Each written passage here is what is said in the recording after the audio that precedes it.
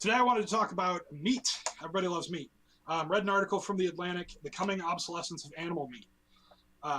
The feature here was basically they went to a plant where they are growing lab-grown meat, and they're trying to get it to market to replace things like chicken, steak, and so on.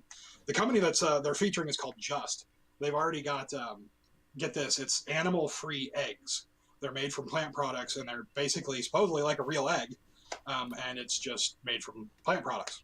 Do you know any more about it than that? Like, is it did they go so far as to make it like you crack it open and it's like an egg, or is it I just a don't know. substance that tastes like egg? Either way, I'm fucking in. Yeah, I suspect I in want my to try it. brain, I think it's probably a hard-boiled egg. That's what But I'm like, thinking it's going to be. Yeah. wouldn't that be cool as shit if they made like a runny yolky egg out of plant matter?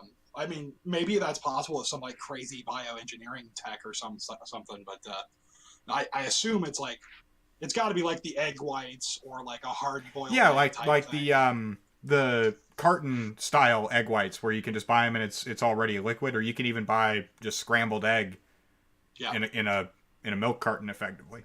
Excuse me. yeah, it could be that. So, what's interesting, what I thought, is that the guy that runs the company, his name is Josh Tetrick. He's gotten some heat from some other locations because they think he's kind of profiteering or what have you, and I can't confirm any of that. Right. But he said that his goal with the company is that they want to produce a clean meat that, and this is quote, um, he wants to sell for less than beef, a traditional beef, so that when somebody comes to the case, when they see traditional beef on one hand and the clean meat on the other, they're going to go for the clean meat because it's cheaper. And so he said that to me is what it's going to take in order to break the dam of a habit.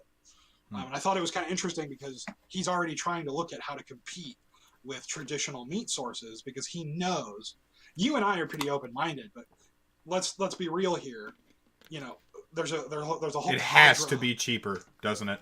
Yeah, because there's a whole cadre of meat eaters out there that are just too stupid to understand that like being super insistent about like, well, it better be cow steak that's runny and moving or I'm not touching it. Like that's a bad mentality. That's horrible. For sure. Um, For sure. I think we agree about that. there's already another company out there called Beyond Meat. They're already this one in particular. It's lab grown from chicken DNA, and they're creating. From the sounds of it, he doesn't go too in depth into it because I think people don't want to know. But I think they're actually growing like a full bird, except for it has no brains, no wings, and no feet. And so they're actually growing like an animal type thing and then harvesting the meat from that. And it's actual genetic DNA, like it is meat. It just never was alive. And it was grown in a lab. Now there's Okay, other companies. let's stop there. Okay. Um, when you were describing it, I don't know if it'll come through on the video, but for whatever reason, when you were describing what they were doing, I just wanted to retch. Yeah, exactly. And so let's discuss that a little bit. And it's not because I think the meat would taste gross or that I wouldn't eat it. And none of that. Like, it was purely a moral. It's something about this idea of like, you feel like you're in a sci-fi movie. Like you walked onto a sci-fi set and there's these creepy chicken things in glass jars and now you want to eat that? Like, I think that's why I kind of want to retch is because like it's this alien, bizarre, like experiment thing. And but I mean, what do you think? Like, why I are was you? say I don't care about that at all. I'll eat it. Uh, what I care about is that this is another moment where somebody else is telling us what constitutes life and what deserves respect. So they're saying if it doesn't have a brain, then I can do anything to it. And it's removed from morality. And I am immediately suspicious of that. And that's what I think is interesting here is that I think by all rights you could say it's alive because it's been grown through cellular action. I think is how you could put it. Like the molecules in the cells and such Right. grow a thing. So like there is growth occurring. There is some sort of at least Yeah. bacterial microbial type activity. But it's not so different from a mushroom. Exactly. And that's why where I was going is that like it was never sentient and it was never conscious, but like it is like Well, we don't know what a consciousness is, so vegetable. I'm not going to sign on to that claim. Well, okay, yeah, that's fair. Because I mean, Uh, you and I have talked before, like are plants conscious, and I guess we don't know. But and I'm trying to yeah, make that equivalence that if you don't mind the mushroom or the carrot, it shouldn't be any more detestable than that. I would think. I mean, I see you over there thinking like through like, you know, is your stomach still turning when you think about like it's a carrot instead of it's a chicken flavored carrot? yeah, I'm hung up on the morals of whether or not simply saying like is sentience the bar then? So if it's not thinking, if there's not a brain, not in the physical sense, but in the experiential sense, then it can't be abused in a way that would be morally reprehensible. Questionable. For example, do you care if the company that makes the canned carrots that you eat, does it matter to you if while they're doing it they're being vicious to the carrots?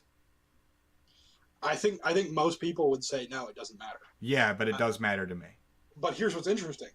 I can almost guarantee if we showed you video of workers on a factory line who were packaging said carrots and they were like throwing them across the room and just like being like vulgar in general, and then they put them back on the line. Even if this was a step before like they were cleaned, like say this is just coming right off the truck, they're still covered in dirt, and they're just kicking them across the floor and stuff. People wouldn't like it.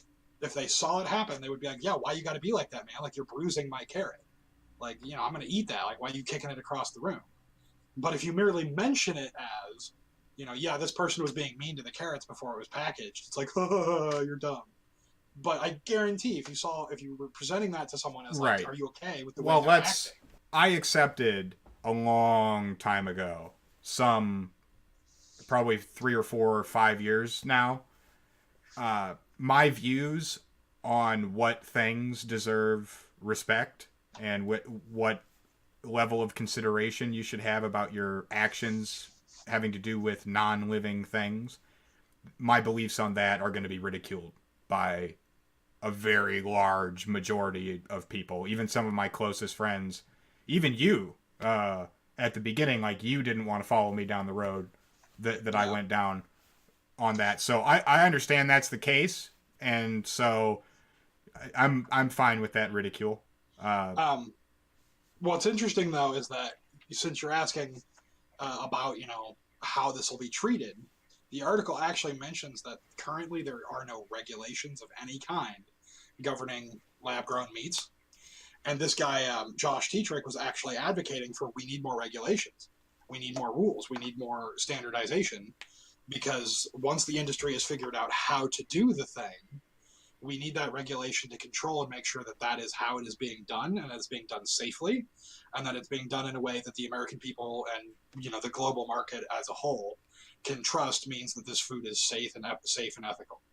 Um, and so, especially when I hear companies saying things like that, I tend to think like they're probably not just like walking down the line like punching their chickens or something. You know what I mean? Like they're even if they're not actual chickens, like he's not just doing like vile things.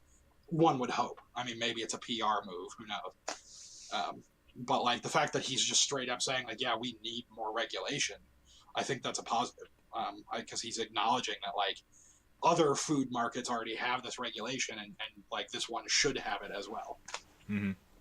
All right. Well, I have more to say on this topic, but let's move on to. Okay.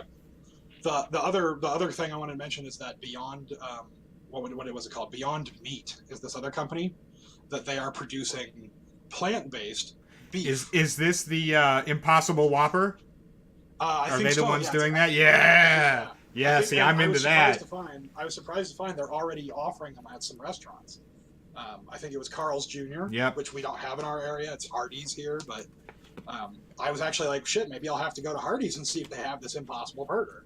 because it is a plant. It is entirely plant-based patty that is meant to mimic beef.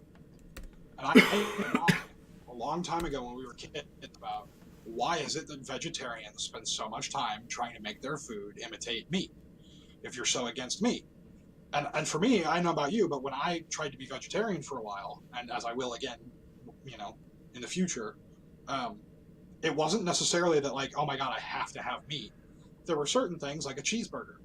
There's not a way to do that that gives you the same satisfaction as going to Steak and Shake or Freddy's or Hardee's or wherever and actually eating a cheeseburger. Because all of the vegan or vegetarian patties, they have nothing in common with your common burger. And so like you're not eating the same thing. You're eating a sandwich with the same ingredients as a burger. So like this product totally fills that niche for me, and that if it is even close to a beef patty, which by all rights it is, then like it would be way easier to be vegetarian, because then when you do have those cravings of like, oh my god, I so want a cheeseburger, you can still just have cheeseburger. But now you're not having to kill anything to do it. Yeah, I fucking love Burger King. And I'm absolutely in on this Impossible Whopper thing that they're going to be rolling out. I don't know when it's coming out or whatever, but I think it's $1 more expensive. Mm-hmm. I don't care. I think that's why I was going to say, like, I think that you're right that in the large sense, it's going to have to be, there's going to have to be cheap options, so that the argument of like, well, I can't afford to do that, that's going to have to be addressed. Yeah, but denied. Yeah, that's just not a movie you can take anymore. Yeah, that's going to have to be dealt with. But I'm fine with paying $1 more, so that for my meal, an animal didn't have to die, especially when it's already like a luxury. You know, it's a treat. I'm going out as it is. Like I can afford, if I can afford to go. If it was like $10 more expensive, if it was a $20 hamburger, then I would have to be like, yeah, I can't do that. But if I'm already able to afford, I don't know if the mic's going to pick that up, but just talking about the King got me.